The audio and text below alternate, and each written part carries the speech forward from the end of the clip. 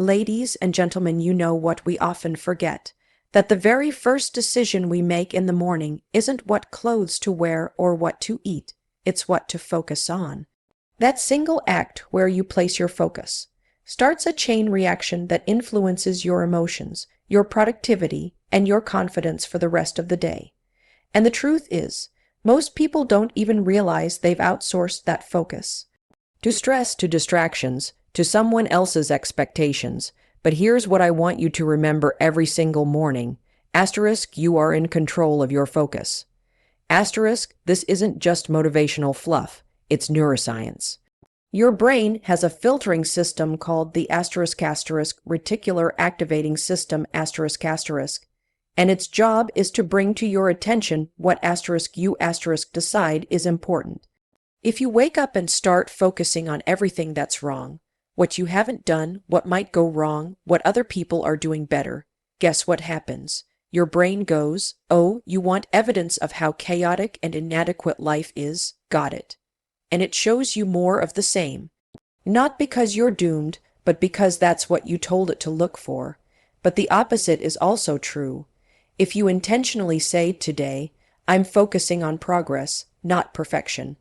I'm focusing on what I can do, not what I can't. Your brain will begin to spotlight those opportunities. It will start filtering in reasons to keep going. You don't have to lie to yourself. You don't have to pretend life is perfect, but you do have to choose where to aim your mental lens. Otherwise, life will choose for you. And let's be real. There's never going to be a morning where the world is completely quiet or everything makes sense. There will always be noise, emails, news, opinions, expectations. So if you're not deliberate about where your focus goes, it'll get hijacked. That's why this daily reminder is so powerful. I am in control of my focus, not my phone, not the algorithm, not yesterday's failures, me. Every high performer you admire, whether they're an artist, a CEO, or an athlete, they all train this mental muscle. Not just once, daily, they've learned that attention is currency and they spend it wisely. That doesn't mean they never get distracted. It means they get on track faster because they know what matters. You can train your brain the same way. So tomorrow morning, before the chaos begins, anchor yourself with this thought. Say it out loud if you have to. I am in control of my focus. And then act like it's true, because it is. That single commitment can change how you experience your entire day. There's something wildly underestimated in the way we talk about personal growth, and that's the voice inside your own head. You know the one. The voice that either encourages you or quietly cuts you down before the day has even begun. Most of us are walking around with this internal monologue running 24/7, and we don't even stop to ask whether it's helping us or hurting us. But here's the truth, your voice matters, even if only you hear it. Now, I want you to think about this for a second. If a friend talked to you the way you sometimes talk to yourself, would you keep that person around? Probably not, and yet we normalize self-criticism. We accept negative self-talk as humility or realism, but it's not. It's self-sabotage dressed up as logic. The way you speak to yourself, especially first thing in the morning, sets the emotional tone for the entire day. That's not poetry, that's biology. The words you say activate emotions, and emotions influence behavior every single time. And here's the kicker. Your brain believes your voice more than it believes anyone else's. It doesn't matter how many compliments you get from other people. If the story you're telling yourself is I'm not good enough, I'm behind, or I'll probably screw this up, those external words bounce right off. But when you say something like, I've got this, or I've handled worse, your nervous system listens. Your body responds. You start to shift your entire internal chemistry toward resilience instead of reactivity.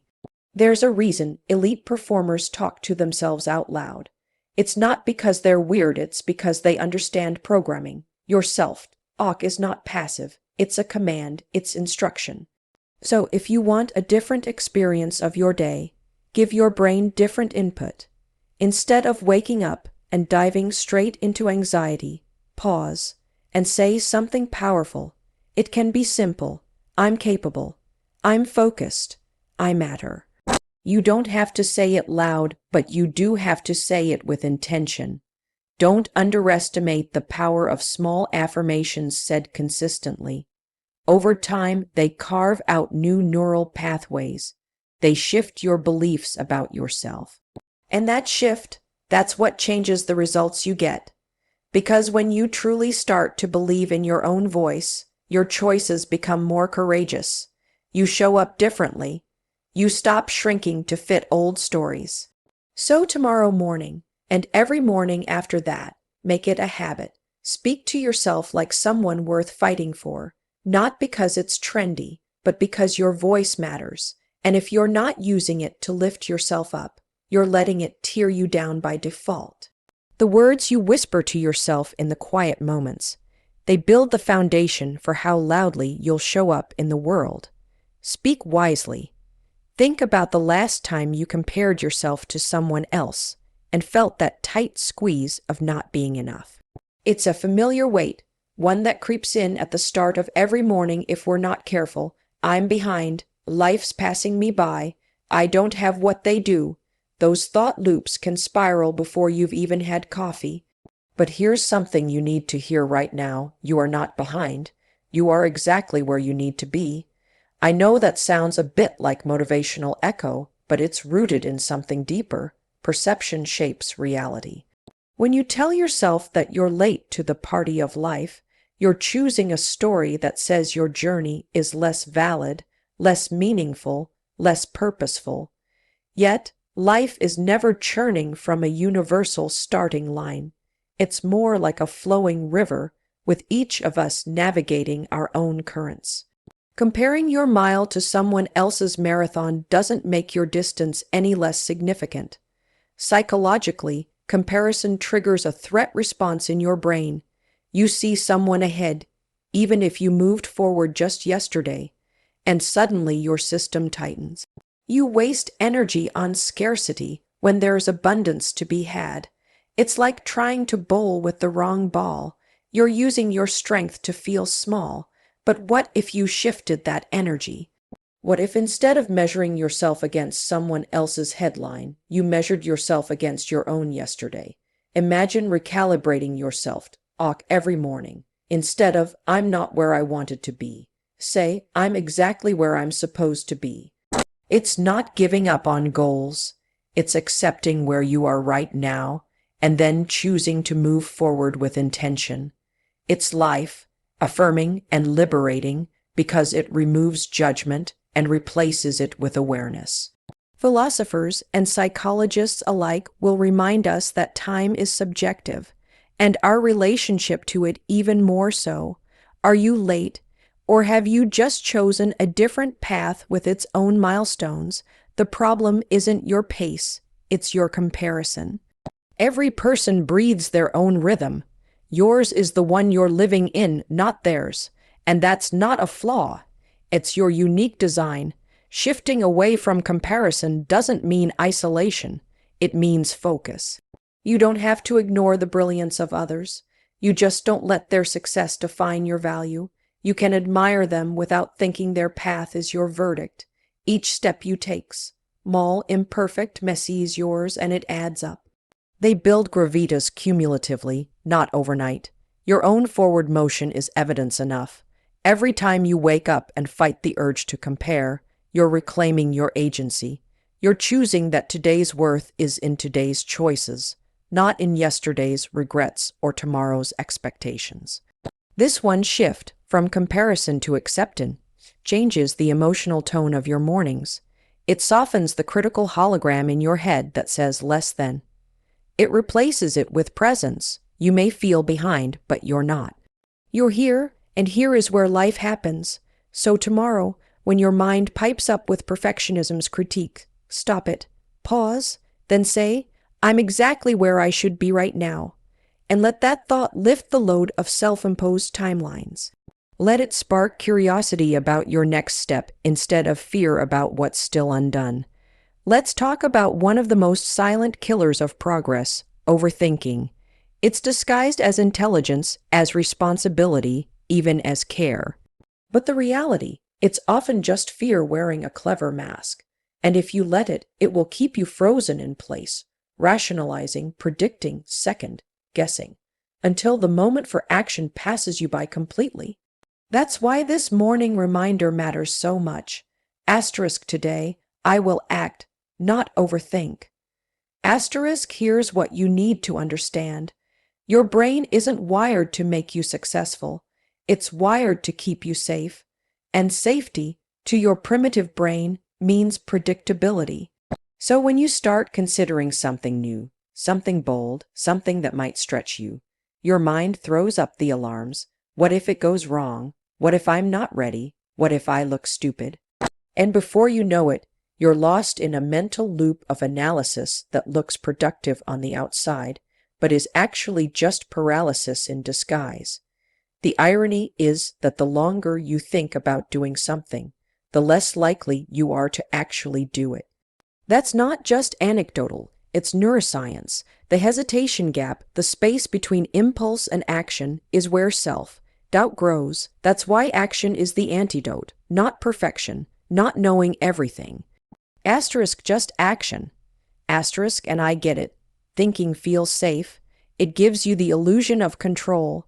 You feel like you're preparing, calculating every outcome, trying to ensure everything goes smoothly. But there's no version of growth that doesn't include risk. Waiting for certainty before moving forward is like waiting for waves to stop before learning to swim. At some point, you just have to step into the water. So what do? You shrink the space between thought and action. You make the decision to asterisk move asterisk, even if it's uncomfortable. You override the spiral with one simple question. What's one small thing I can do right now to create momentum? And not tomorrow, not when it feels perfect. Right now, here's what starts to happen when you live this way. You begin to trust yourself.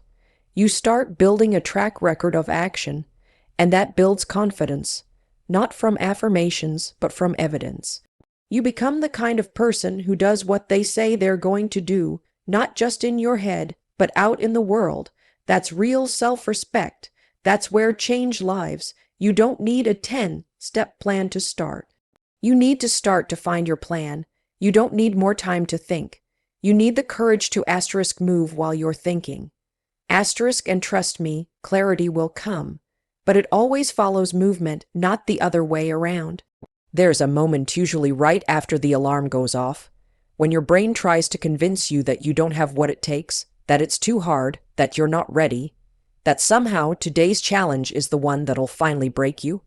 And if you're not prepared for that voice, you'll believe it.